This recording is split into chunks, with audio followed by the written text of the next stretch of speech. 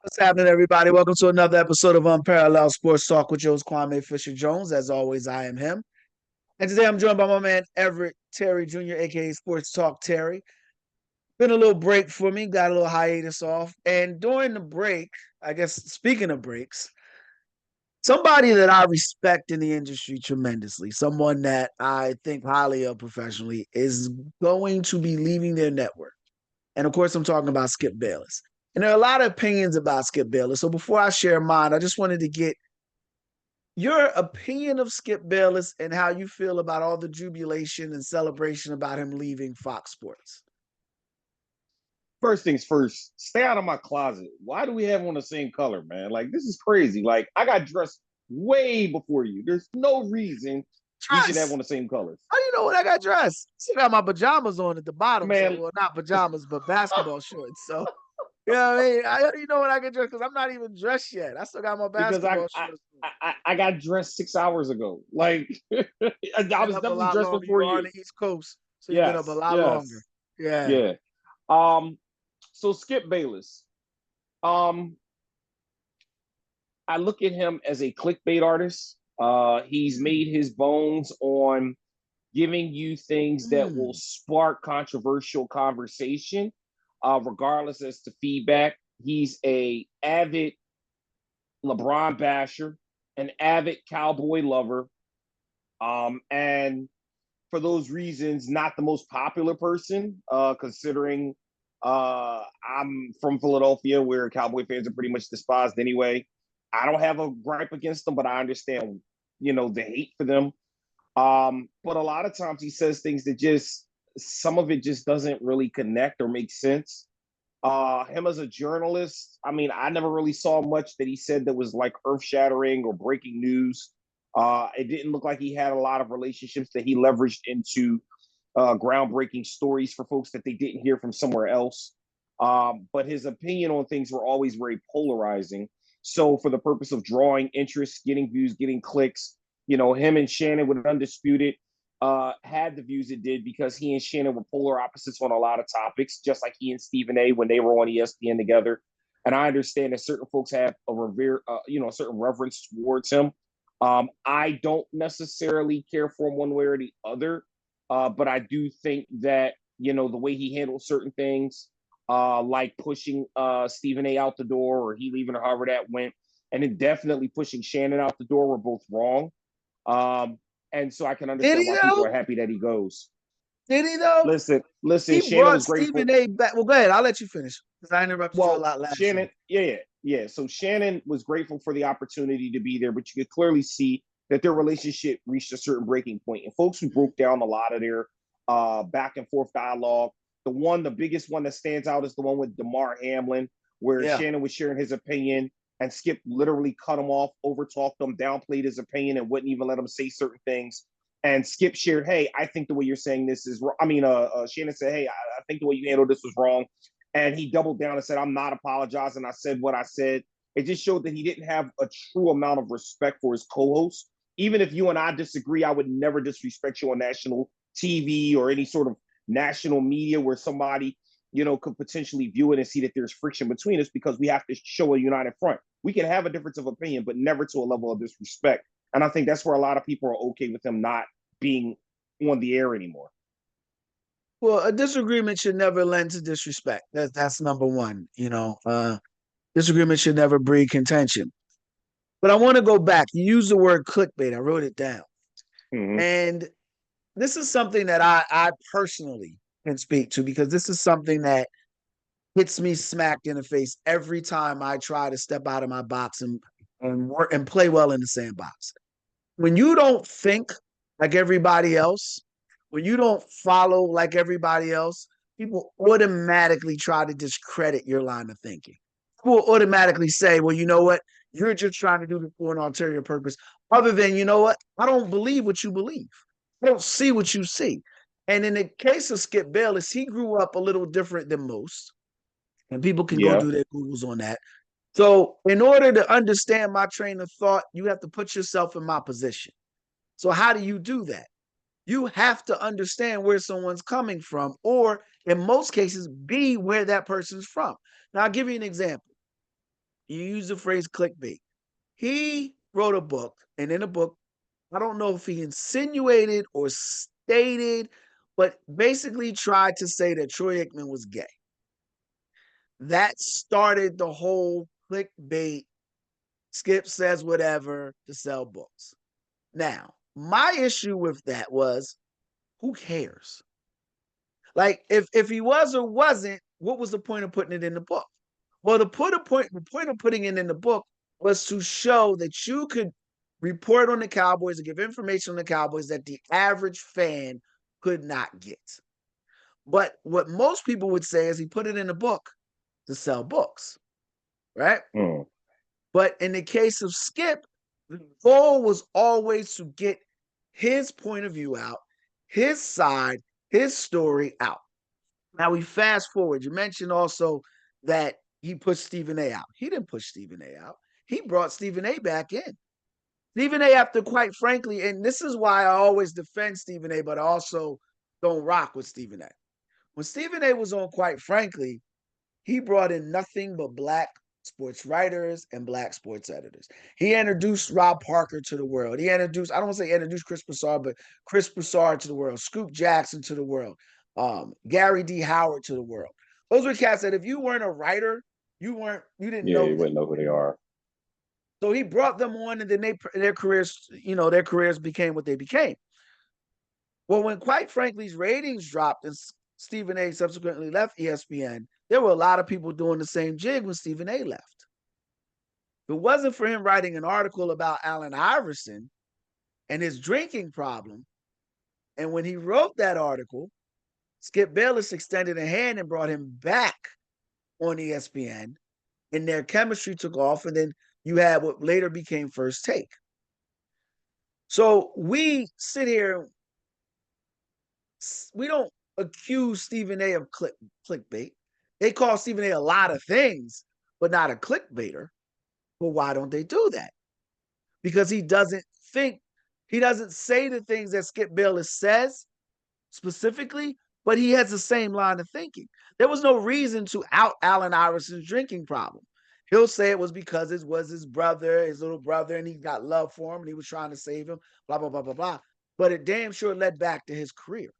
And Skip Bayless did the same thing with Troy Aikman. Now, I take you there to bring you here. The reason why I have tremendous respect for Skip Bayless is because I think he honestly believes what he says. And while he definitely has a team that patrols social media to see what the popular topics were, he didn't just walk in and say, well, everyone likes LeBron, I'm going to go against LeBron. Because everyone loves Michael Jordan, he roots for Michael Jordan. That's why he doesn't like LeBron. It's because he's a Michael Jordan guy. And if you're a Michael Jordan guy, you can't give credit to LeBron. That's against the Michael Jordan code. That's stupid because I love Jordan and I still give credit to LeBron. I love Jordan and I still give credit to LeBron, but I'm not Skip Bayless. I don't I don't have that train of thought. I don't have that line of thinking. I would never say, a player is gay publicly. I would never out someone's drinking problem publicly, but that's why I'm here and they're there. And that's why, Skip didn't just wake up one morning and start using clickbait. I remember listening to Skip Bayless on 11:40 a.m. radio station out of Sacramento. I used to get up, I'm tell you how long ago this was, E. I used to get up Saturday mornings. I used to live in a town called Pleasant, and I would walk around Pleasanton and listen to Skip Bayless on the radio talk about how he didn't like Terrell Owens on the 49ers. Wow. And after that show, I would listen to a show called Inside the Huddle with John Clayton, right? And Sean Salisbury. This is how long I've been listening to Skip Bayless. He said comments then, he made statements then that were against the trend. But another reason why I like Skip Bayless is, you ever heard of Two Live Stews? I've heard of it, yeah. Skip Stu Bayless Dotz and somebody else, right? Nah, Two Live Stews were Doug and Ryan Stewart. They were one of the few black Oh. sports talk radio hosts in America. They were out of Atlanta. But Skip Bayless proposed the show, the argument show, to ESPN. He wanted to do a barbershop style debate. How does this white dude know about a barbershop and what we talk about in the barbershop? Story for another day. And he wanted to have black sports talk hosts come on to debate. That's why I will always respect Skip Bayless. Stephen A., Two Live Stews, Rob Parker. He brought them on that platform. You don't see the Two Live Stews now. You didn't even know who they were, but you don't see them. Rob Parker landed on his feet in Fox Sports. We can argue if Skip had anything to do with that or not. Chris Broussard landed in Fox Sports, and Chris Broussard now is probably next to Joy Taylor and Nick Wright. They're arguably the top three sports personalities in the game right now. I agree. And definitely for NBA. And when you talk about guys being top sports personalities and what Skip had to do with this style, and he created a stream, he created a revenue, he created a path for people who never dribbled a ball, who never hit it a bat, who never caught a pass. He created a platform for us because newspaper writing was dying. And all these new media, all these digital online publications are run by the very same people who hate Skip Bayless, but these are the same people who scream Black Lives Matter and don't have anybody black on their publications. These are the same people who give positions to people who aren't qualified for them. Say what you want to say about Skip Bayless, he was qualified. Whether he was a writer, whether he was a sports talk host, whatever he was qualified, and the people he brought on were qualified. It just so happened that they didn't look like him. And that is what antagonized people.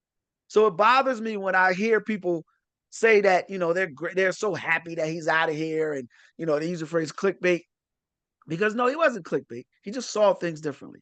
I can't, and the DeMar Hamlin tweet, he did apologize. It just no one ever talks about that. He did apologize. And in the tweet, he says, like, I can read the tweet for you because I didn't think you would bring it up, but I was going to bring it up. And the tweet, he says in there, which is another thing, how can you be clickbait in a world where social media exists? People are on social media to get you to pay attention to them. So how can he be clickbait? I don't understand that. I don't understand people that say that, because that's your goal, to get people to follow you. That's your goal, to get people to support you or but when you say clickbait, what it essentially means is you're not putting anything of substance out. You're saying things to get people to click it, and it's usually not founded by anything other than nonsense. So, if somebody says, "Hey, Kwame Fisher Jones is a famous person. He just hit Powerball for $100 billion and he gave it all away," people are going to say, "What?" and click on it to see it. First of all, they don't know you. You didn't hit Powerball for $100 billion. You definitely ain't giving it away. That's clickbait. That's Skip Bayless. Something so asinine and off the beaten path that it just says things that are going to get people to click to read more, only to find out that it's rooted in nonsense and things that don't connect any dots. And it's like, you didn't have to say that. We could have went better off our whole life without ever having that from you. Yeah, I attribute clickbait with, look at how big this woman's breasts are, and then you click on it and they're trying to sell you weights. Like, that's what I can. It's all the same. Again, it's like the bait and switch. You click on it. Yeah, they sell you one thing, you click on it, and it has nothing to do with what they're talking about. It's absolute nonsense. There's nothing Skip found never in did that. But going back to the tweet, I'm not going to read the whole tweet, but he started out the tweet with, his no doubt the NFL is considering postponing this game. I thought that too. Like, how can you go back and play football after this guy just had to be revived on the field? That's what I was thinking. You know what I mean? And then he ended that very same tweet with, which no doubt seems irrelevant at this moment. Right? So then Robert Griffin III, you remember Robert Griffin III, the same guy that on first, huh? RG3. You remember Robert? He got upset. They called him Rob Parker called him a cornball Negro. Yeah. On the Skip Bayless show. You remember that? I remember it. So he obviously doesn't like Skip Bayless. So he comes out, he's got a comment. Des Bryant, for whatever reason, has his comment. If you read the whole tweet, I didn't have any problem with it. But then Shannon decides, I'm not going to show up to work because of that tweet. And Skip was livid. And you know why Skip was livid? There was a comment Stephen A. made on First Take years prior, where Michelle Beadle, my favorite host, talk about unqualified. Michelle Beadle got upset And Sarah Spain got upset, and they started tweeting at Stephen A. or whatever, and he later gets suspended. It was something about when a woman, what did a woman do to provoke a man to beat her or whatever? And they were like, "There's nothing a woman." Yeah, Stephen A. stepped in it, and what he's well, again, in order to understand my line, in order to understand my thinking, you have to put yourself in my position. I am a married man. I would never hit a woman. I have a mother. I have a daughter. I would never sit and try to justify a man putting his hands on a woman. Stephen A. is not a married man. Stephen A., while he had a mother and sister and all those things, there is a different train of thought that he and I share. So he made his comment. He got suspended. So instead of showing up to work, Skip Bayless took off too. So he rode with Stephen A. because while he may not agree with what he said, he said, "This is my partner. I'm going to ride with him." Fast forward. Shannon Sharpe bails on Skip Bayless. He shouldn't have put a tweet out, which is stupid because if you don't care what people say about social media, you can't care when they say something you don't like. Like that doesn't work. It doesn't work that way. So when they come back, they obviously have an issue. He wants him to apologize. Skip did apologize. He apologized probably right after the tweet. He sent an apology tweet. Nothing is more important than the young man's health, which was the point of my last tweet. Everything else is irrelevant, blah, blah, blah, blah, blah. So what was Shannon's gripe? What was the grandstanding for? What was the "I'm not going to show up to work" for? So at that point, there was a schism that couldn't be fixed. And I'm going to just say this about Shannon. He's not where he is without Skip Bayless. Stephen A. I'll is agree with not that. where he's not back with ESPN without Skip Bayless. I'll agree with that. So what is the issue that people have with someone who you use the word polarizing, and I agree. As a polarizing person, he is now 70 plus years old. They are rejoicing in him being gone. And it goes back to the Jason Whitlock thing. Everybody hates Jason Whitlock. I have no, I despise Jason Whitlock. yeah, they despise Jason Whitlock. When he was on his show, Speak, right? And he was doing everything to antagonize people, which is what he was doing. Everyone wanted him out. He's And another at that clickbaiter. time, I said, well, when they fire Jason Whitlock, he's not going to be replaced by a black man who didn't play sports. He's not going to be replaced by a non-former athlete. He's going to be replaced by former athletes. And who did they replace him with? Emmanuel Ocho and Marcellus Wiley. Everyone is rejoicing that Skip is gone. Who do they think is going to be sitting in those seats? It ain't going to be personalities. It's going to be former athletes. So we're going to have another show hosted by former athletes regurgitating the same "you never played the game, you didn't know Elvis" man nonsense that we hear every time we turn on sports talk. Anytime we turn on sports entertainment or sports journalism, that is what we get now. I don't get that. And I don't understand why people don't see the long picture in that. It feels like I give it to you in a second. It feels like people didn't like Skip Bayless because they didn't agree with it. And you don't always have to agree, but you have to respect. Floor is yours. I don't disagree about the don't have to agree, have to respect. I think that without us going behind the scenes and knowing more of the insight on people's personal gripes with Skip, all I can say is what I personally seen and what I don't like about him, and can understand why other people might share similar sentiment based off of things that they've said or commented on. I mean, the man is 70 plus years old. Why are we still talking about the Cowboys title from 35 years ago? Nobody cares. Like, at the end of the day's going in. He's getting to a place where what people want to hear about, what people want to talk about, aren't things that necessarily appeal to the 70-year-old crowd that Yeah, he probably more speaks to. That's probably where the change comes. And say what you exactly. want, but since Shannon, the ratings have fallen below toilet level. Like, they The might as well ratings flush weren't the good whole with show. Shannon. The ratings, that's a little secret that people don't want to talk. They weren't horrible, but that's because Shannon allowed him to be, and I'll say that, Shannon allowed him to be portrayed as a racist. He allowed him to be portrayed as this anti-black dude because Shannon put his glasses back on. It wasn't Skip told him to put his glasses back on, and he put his glasses back on. And that made Skip look like something he was not. Because if it's like Max Kellerman and Stephen A get into a debate, and Stephen A Side is note, I miss Max. I like Max. everybody liked Max. But the problem with Max was much like Skip Bayless is he did not appeal to the he was very pro Max was very pro athlete, and Skip to a large extent is very pro athlete. And it's that old phrase, you know what they hate worse than is a lover.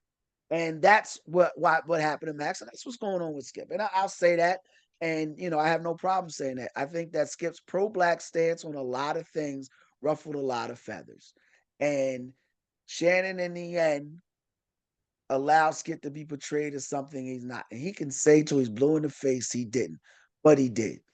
He did, and I'll say it like this, and then I'll wrap it up. He allowed Skip to be portrayed a certain way, and then he went on a podcast and brings nothing but black people on to berate other black people.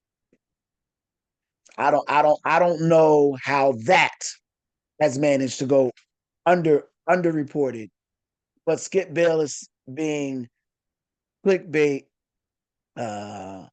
being untalented, being anti-LeBron is always the headline.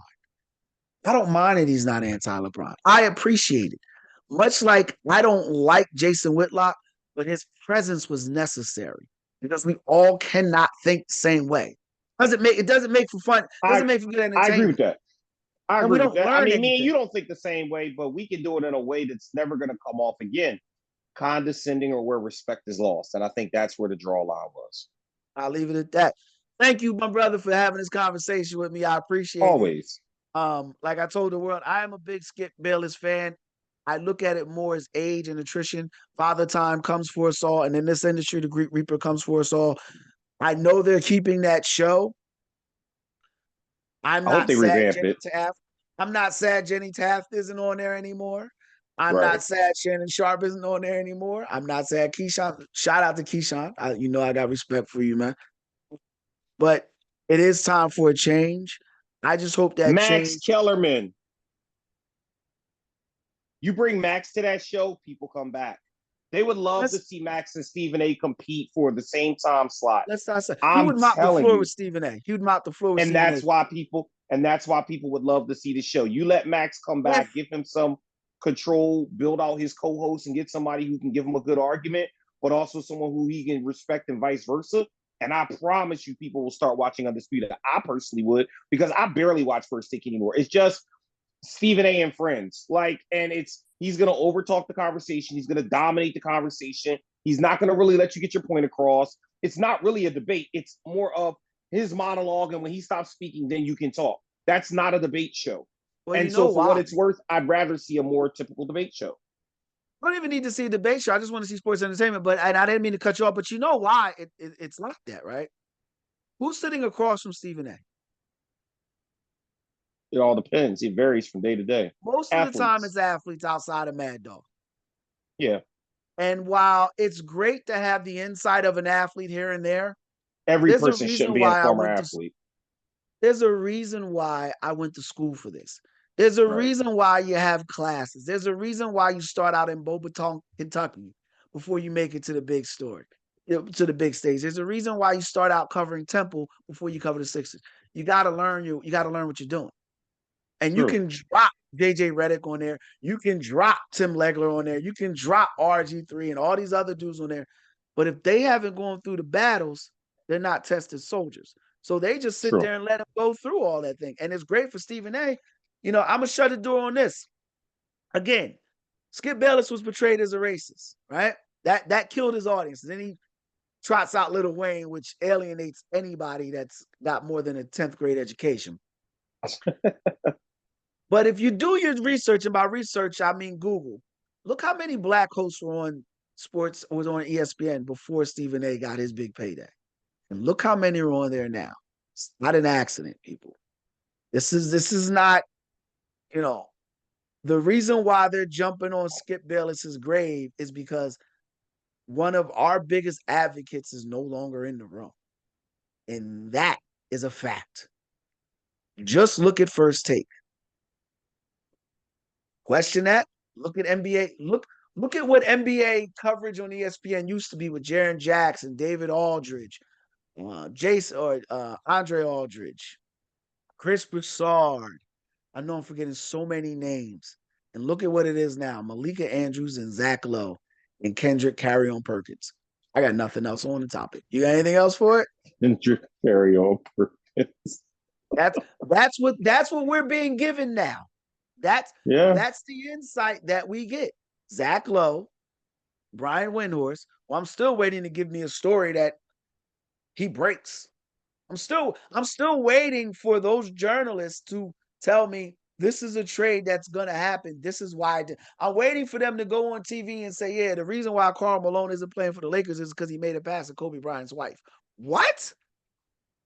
Years later, it's confirmed. Yeah. But I guess Peter Vessey's a racist too.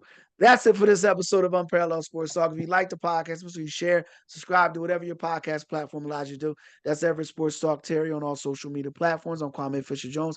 Till next time, we appreciate your time of year. You be easy.